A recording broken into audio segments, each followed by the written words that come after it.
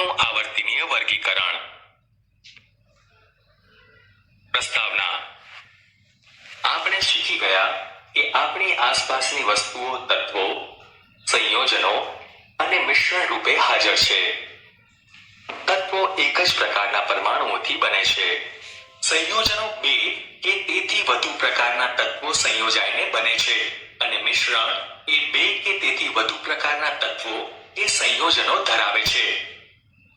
શું તમે જાણો છો કે આજ દિન સુધી કેટલા તત્વો જાણીતા બન્યા છે? હાલમાં 118 તત્વો આપણા માટે જાણીતા છે. આ તમામ જુદા જુદા ગુણધર્મો ધરાવે છે. આ 118 પૈકી માત્ર 94 કુદરતી રીતે પ્રાપ્ય છે. બાકીના તત્વો માનવ નિર્મિત છે. જેમ જુદા જુદા તત્વોની શોધ થતી ગઈ તેમ વૈજ્ઞાનિકોએ આ તત્વોના ગુણધર્મો વિશે વધુ ને વધુ માહિતી એકત્ર કરી. તેઓને તત્વોની આ માહિતીઓને વ્યવસ્થિત ગોઠવવી ઘણી મુશ્કેલ લાગી. વૈજ્ઞાનિકોએ આ તત્વોના ગુણધર્મોમાં કઈ પ્રકારની સમાનતા શોધવાનું શરૂ કર્યું કે જેના આધારે આટલી મોટી સંખ્યાના તત્વોનો તેઓ સરળતાથી અભ્યાસ કરી શકે. તત્વોના વર્ગીકરણનો પ્રારંભિક પ્રયાસ. આપણે શીખી ગયા છીએ કે જુદી જુદી વસ્તુઓ અથવા સજીવોને તેમના ગુણધર્મોના આધારે વર્ગીકૃત કરી શકાય છે. અન્ય પરિસ્થિતિઓમાં પણ આપણને કેટલાક ગુણધર્મો પર આધારિત વ્યવસ્થાના ઉદાહરણો જોવા મળે છે. જેમ કે દુકાનમાં સાબુને એક સાથે એક જ જગ્યાએ રાખવામાં આવે છે, જ્યારે બિસ્કિટને એક સાથે અન્ય જગ્યા પર રાખવામાં આવે છે. સાબુમાં પણ નહાવાનો સાબુ કપડાં ધોવાના સાબુ કરતા અલગ રાખવામાં આવે છે. આ જ રીતે વૈજ્ઞાનિકોએ પણ તત્વોને તેમના ગુણધર્મોના આધારે વર્ગીકૃત કરવા માટે ઘણા પ્રયાસ કર્યા અને અવ્યવસ્થિતમાંથી વ્યવસ્થિત ક્રમિક ગોઠવણી મેળવી. કલ્પના કરો કે તમને અને તમારા મિત્રોને ટુકડામાં વિભાજિત થયેલ એક નકશો મળે છે, જે કોઈ ખજાનાની જગ્યા બતાવે છે. શું તે ખજાના સુધીનો રસ્તો જાણવો સહેલો હશે કે અવ્યવસ્થા ધરાવતો? રસ્તો જાણવો સહેલો નહીં હોય, કારણ કે નકશો ટુકડાઓમાં વિભાજિત થયેલો અવ્યવસ્થા ધરાવતો હશે. રસાયણ વિજ્ઞાનમાં પણ આવી જ અવ્યવસ્થા હતી. તત્વો તો જાણીતા હતા, પરંતુ તેમના વર્ગીકરણ અને અભ્યાસ કેવી રીતે કરવા તે અંગેનું કોઈ સૂચન ન હતું. સૌપ્રથમ જાણીતા તત્વોને ધાતુઓ અને અધાતુઓ તરીકે વર્ગીકૃત કરવામાં આવ્યા. ત્યારબાદ જેમ તત્વો અને તેના ગુણધર્મો વિશે આપણું જ્ઞાન વધતું ગયું તેમ વધુ વર્ગીકરણ માટેના પ્રયાસ થતા ગયા. ડોબરેનરની ત્રિપુટી. 1870 ના વર્ષમાં જર્મન રસાયણ વિજ્ઞાની જોન વુલ્ફગેંગ ડોબરેનરે સમાન ગુણધર્મો ધરાવતા તત્વોને જૂથમાં ગોઠવવાનો પ્રયાસ કર્યો. તેમણે 3 તત્વો ધરાવતા કેટલાક જૂથોને ઓળખી બતાવ્યા. તેથી તેમણે તે જૂથોને ત્રિપુટી કહ્યા. ડોબરેનરે દર્શાવ્યું કે ત્રિપુટીના 3 તત્વોને તેમના પરમાણ્વીય દળના ચડતા ક્રમમાં ગોઠવવામાં આવે ત્યારે મધ્યમાં રહેલા તત્વનું પરમાણ્વીય દળ અન્ય 2 તત્વોના પરમાણ્વીય દળના લગભગ સરેરાશ જેટલું થાય છે. ઉદાહરણ તરીકે લિથિયમ એટલે કે Li, સોડિયમ એટલે કે Na અને પોટેશિયમ એટલે કે K ધરાવતી ત્રિપુટી લો, જેના પરમાણ્વીય દળ ક્રમશઃ 6.9, 23.0 અને 39.0 છે. લિથિયમ અને પોટેશિયમના પરમાણ્વીય દળની સરેરાશ શું છે? લિથિયમ અને પોટેશિયમના પરમાણ્વીય દળની સરેરાશ is equal to 6.9 plus 39.0 upon 2 is equal to 45.9 upon 2 is equal to 22.9 is equal to 23.0.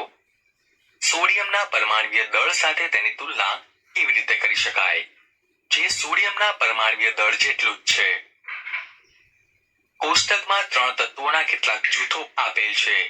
આ તત્વોને પરમાણ્વીય દળના ચડતા ક્રમમાં ઉપરથી નીચે તરફ ગોઠવવામાં આવ્યા છે. શું તમે શોધી શકો કે આ જૂથો પૈકી કયું જૂથ ડોબ્રેનરની ત્રિપુટી બનાવે છે? જૂથ એ માં N અને AS ના પરમાણ્વીય દળની સરેરાશ is equal to 14 plus 74.9 upon 2 is equal to 88.9 upon 2 is equal to 44.45. જે P ના પરમાણ્વીય દળ જેટલું નથી, માટે જૂથ A ડોબેરિયન ત્રિપુટી નથી. જ્યાં જૂથ B માં CA અને BA ના પરમાણ્વીય દળની સરેરાશ is equal to 40.1 plus 137.3 upon 2 is equal to 177.4 upon 2 is equal to 88.7. જે SR ના પરમાણ્વીય દળને લગભગ સમાન છે. હવે જૂથ C માં Cl અને I ના પરમાણ્વીય દળની સરેરાશ is equal to 35.5 plus 126.9 upon 2 is equal to 162.4 upon 2 is equal to 81.2. જે Br ના પરમાણ્વીય દળને લગભગ સમાન છે. આમ તમે શોધી શકશો કે જૂથ B તથા જૂથ C ડોબ્રેનરની ત્રિપુટી બનાવે છે. ડોબ્રેનર એ સમયે જાણીતા તત્વોમાં માત્ર 3 જ ત્રિપુટી જાણી શક્યા હતા, જે અહીં કોષ્ટકમાં દર્શાવેલ છે. ડોબ્રેનરની ત્રિપુટી મર્યાદા. તત્વોને વધુ ત્રિપુટીઓમાં વર્ગીકૃત ન કરી શક્યા, તેથી ત્રિપુટીમાં વર્ગીકૃત કરવાની આ પદ્ધતિ સફળ ન રહી. જ્હોન વુલ્ફગેંગ ડોબ્રેનરે જર્મનીમાં મ્યુન્સબર્ગમાં ઔષધીય વિજ્ઞાનનો અભ્યાસ કર્યો અને તે પછી સ્ટ્રેસબર્ગમાં રસાયણશાસ્ત્રનો અભ્યાસ કર્યો. આખરે તે જેના વિદ્યાલયમાં રસાયણશાસ્ત્ર અને ઔષધીય વિજ્ઞાનના પ્રોફેસર બની ગયા. ડોબ્રેનરે જ સૌપ્રથમ પ્લેટિનમનું ઉદ્દીપક તરીકે અવલોકન કર્યું તથા તત્વોની સાંપતા ધરાવતી ત્રિપુટીની શોધ કરી, જેનાથી તત્વોના આવર્તનીય કોષ્ટકનો વિકાસ થયો. ન્યુલેન્ડનો અષ્ટકનો નિયમ. ડોબ્રેનરના પ્રયાસોએ બીજા રસાયણશાસ્ત્રીઓને તત્વોના ગુણધર્મોના તેમના પરમાણ્વીય દળ સાથે સંબંધ સ્થાપવા માટે પ્રોત્સાહિત કર્યા. 1886 માં અંગ્રેજ વૈજ્ઞાનિક જ્હોન ન્યુલેન્ડે જાણીતા તત્વોને પરમાણ્વીય દળના ચડતા ક્રમમાં ગોઠવ્યા. તેમણે સૌથી ઓછા પરમાણ્વીય દળ ધરાવતા તત્વ હાઇડ્રોજનથી શરૂઆત કરી તથા 56માં તત્વ થોરિયમ પર તેને પૂર્ણ કર્યું. તેમણે જોયું કે પ્રત્યેક 8મા તત્વના ગુણધર્મ પ્રથમ તત્વના ગુણધર્મને મળતા આવે છે. તે જાણી તેની તુલના સંગીતના સૂરો સાથે કરી અને તેથી જ તેમણે તેને અષ્ટકનો સિદ્ધાંત કહ્યો. તે ન્યુલેન્ડનો અષ્ટકનો નિયમ તરીકે જાણીતો છે. ન્યુલેન્ડના અષ્ટકમાં લિથિયમ અને સોડિયમના ગુણધર્મો સમાન હતા. સોડિયમ લિથિયમ પછીનું 8મું તત્વ છે. આ જ રીતે બેરિલિયમ અને મેગ્નેશિયમ એકબીજાને મળતા આવે છે. ન્યુલેન્ડના અષ્ટકનું મૂળ સ્વરૂપનો એક ભાગ કોષ્ટકમાં દર્શાવેલ છે. ન્યુલેન્ડના અષ્ટક સંગીતના સૂર. શું તમે સંગીતના સૂરોથી પરિચિત છો? ભારતીય સંગીત પ્રણાલીમાં સંગીતના 7 સૂર હોય છે: સા, રે, ગ, મ, પ, ધ, ની. પશ્ચિમમાં લોકો આ સૂરોના આ પ્રકારે ઉપયોગ કરે છે: ડો, રે, મી, ફ, સો, લા, ટી. સૂરના માપક્રમ પૂર્ણ અને અર્ધપદ આવૃત્તિ વિરામથી અલગ કરેલ છે. આ સૂરોનો ઉપયોગ કરી કોઈ સંગીતકાર સંગીતની રચના કરે છે. સ્પષ્ટ છે કે સૂર વારંવાર પુનરાવર્તિત કરાય છે. પ્રત્યેક 8મો સૂર પ્રથમ સૂર જેવો હોય છે તથા તે પછીના પંક્તિનો પ્રથમ સૂર હોય છે. એવું શોધાયું છે કે અષ્ટકનો સિદ્ધાંત માત્ર કેલ્શિયમ સુધી જ લાગુ પડતો હતો, કારણ કે કેલ્શિયમ પછી પ્રત્યેક 8મા તત્વના ગુણધર્મ પહેલા તત્વને મળતા આવતા નથી.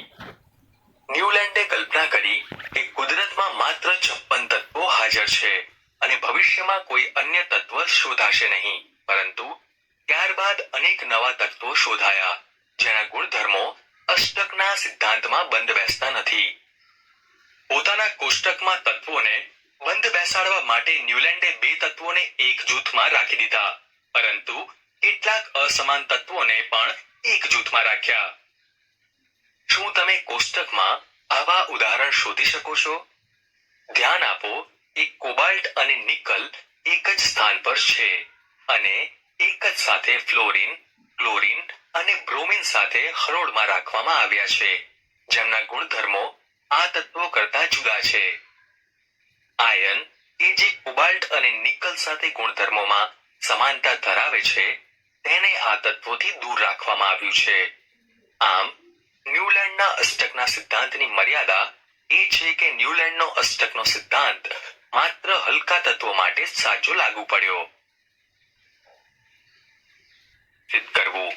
મેન્ડેલિફનું આવર્ત કોષ્ટક. ન્યુલેન્ડનો અષ્ટકનો સિદ્ધાંત અસ્વીકાર્ય થયા બાદ અનેક વૈજ્ઞાનિકોએ તત્વોના ગુણધર્મોનો તેના પર પરમાણ્વીય દળ સાથેના સંબંધ શોધવાનું ચાલુ રાખ્યું.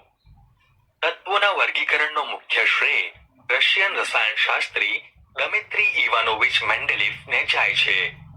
તત્વોના આવર્ત કોષ્ટકના પ્રારંભિક વિકાસમાં તેમનું યોગદાન મુખ્ય રહ્યું, કે જેમાં તત્વોને તેમના મૂળભૂત ગુણધર્મો, પરમાણ્વીય દળ અને રાસાયણિક ગુણધર્મોમાં સામ્યતાના આધારે ગોઠવવામાં આવ્યા હતા.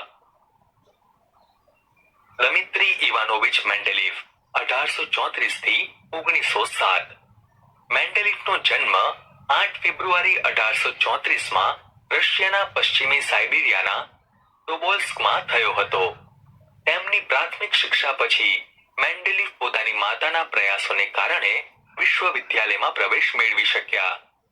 પોતાની શોધને તેમણે પોતાની માતાને સમર્પિત કરતા લખ્યું, તેણીએ મને ઉદાહરણ આપી સમજાવ્યું, પ્રેમથી સમજાવ્યું, પોતાના બાકી કાર્ય અને શક્તિનો વ્યય કરીને મારી સાથે જુદી જુદી જગ્યાએ ગઈ. તેણી જાણતી હતી કે વિજ્ઞાનની મદદથી હિંસા વગર પ્રેમ અને દ્રઢતાથી અંધવિશ્વાસ, અસત્ય ધારણાઓ અને ભૂલોને દૂર કરી શકાય છે. તેમના દ્વારા આપેલ તત્વોની ગોઠવણીને મેન્ડેલિફનું આવર્ત કોષ્ટક કહે છે. આવર્ત કોષ્ટક રસાયણશાસ્ત્રમાં એક જ એવો નિયમ સાબિત થયો કે જેનાથી નવા તત્વોની શોધને પ્રેરણા મળી. જ્યારે મેન્ડેલિફે પોતાના કાર્યની શરૂઆત કરી ત્યારે 63 તત્વો જાણીતા હતા. તેમણે તત્વોના પરમાણ્વીય દળ અને તેમના ભૌતિક તેમજ રાસાયણિક ગુણધર્મો વચ્ચેના સંબંધો તપાસ્યા.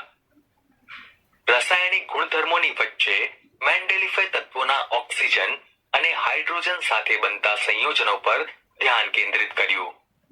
તેમણે ઓક્સિજન અને હાઇડ્રોજનને પસંદ કર્યા કેમ કે તે અતિ સક્રિય છે તથા મોટાભાગના તત્વો સાથે સંયોજન બનાવે છે. તત્વો દ્વારા બનતા હાઇડ્રાઇડ અને ઓક્સાઇડના સૂત્રોને તત્વના વર્ગીકરણ માટેના મૂળભૂત ગુણધર્મો પૈકીના એક તરીકે ગણવામાં આવ્યા.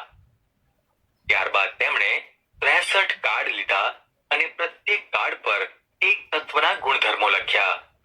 તેમણે સમાન ગુણધર્મો ધરાવતા તત્વોને અલગ કર્યા અને તે કાર્ડ્સ પર ટાંકણી લગાવીને દિવાલ પર એક સાથે લગાવ્યા. તેમણે અવલોકન કર્યું કે મોટાભાગના તત્વોને આવર્ત કોષ્ટકમાં સ્થાન મળી ગયું હતું તથા પોતાના પરમાણ્વીય દળના ચડતા ક્રમમાં તે તત્વો ગોઠવાઈ ગયા હતા. તે પણ અવલોકન કરવામાં આવ્યું કે સમાન ભૌતિક અને રાસાયણિક ગુણધર્મો ધરાવતા જુદા જુદા તત્વો એક નિશ્ચિત વિરામ પછી ફરીથી આવે છે. તેને આધારે મેન્ડેલિફે આવર્ત નિયમ બનાવ્યો, જે દર્શાવે છે કે તત્વોના ગુણધર્મો તેમના પરમાણ્વીય દળના આવર્તનીય વિધેય છે. મેન્ડેલિફના આવર્ત કોષ્ટકમાં ઊભા સ્તંભ કે જેને સમૂહ તથા આડી હરોળ કે જેને આવર્ત કહે છે તેનો સમાવેશ થયેલ છે. મેન્ડેલિફનું આવર્ત કોષ્ટક. મેન્ડેલિફનું આવર્ત કોષ્ટક 1872માં જર્મન પત્રિકા એટલે કે જર્નલમાં પ્રકાશિત થયું. સમૂહની ઉપર ઓક્સાઇડ તથા હાઇડ્રાઇડના સૂત્રમાં લખવાની ઢબ પર ધ્યાન આપો. અંગ્રેજી અક્ષર R સમૂહના કોઈ પણ તત્વને દર્શાવે છે. ઉદાહરણ તરીકે કાર્બનના હાઇડ્રાઇડ CH4 ને RH4 તથા તેના ઓક્સાઇડ CO2 ને RO2 લખવામાં આવેલું છે. મેન્ડેલિફના આવર્ત કોષ્ટકની ઉપલબ્ધિઓ. આવર્ત કોષ્ટક ગોઠવતી વખતે કેટલાક એવા દાખલા બન્યા કે જ્યાં થોડા વધુ પરમાણ્વીય દળ ધરાવતા તત્વને થોડા ઓછા પરમાણ્વીય દળ ધરાવતા તત્વ કરતા પહેલા મૂકવું પડ્યું. ક્રમ ઉલટો કરવામાં આવેલો કે જેથી સમાન ગુણધર્મો ધરાવતા તત્વો એક સાથે ગોઠવી શકાયા. ઉદાહરણ તરીકે કોબાલ્ટ, પરમાણ્વીય દળ 58.9, કોષ્ટકમાં નિકલ, પરમાણ્વીય દળ 58.7 કરતા પહેલા દેખાયું. કોષ્ટક જોઈને શું તમે આવી વિસંગતતા શોધી શકો? હા, વિસંગતતા ટેલ્યુરિયમ એટલે કે Te અને આયોડીન એટલે I નો પરમાણ્વીય દળ અનુક્રમે 127.60 અને 126.90 છે. આથી આયોડીન એટલે કે I એ ટેલ્યુરિયમ એટલે કે Te પહેલા આવે. તેનાથી વધુ મેન્ડેલિફને પોતાના આવર્ત કોષ્ટકમાં કેટલાક સ્થાન ખાલી છોડવા પડ્યા. આ ખાલી સ્થાનને મર્યાદાના રૂપમાં જોવાને બદલે મેન્ડેલિફે નિડરતાપૂર્વક કોઈ એવા તત્વોના અસ્તિત્વની આગાહી કરી કે જે તે સમયે શોધાયા ન હતા.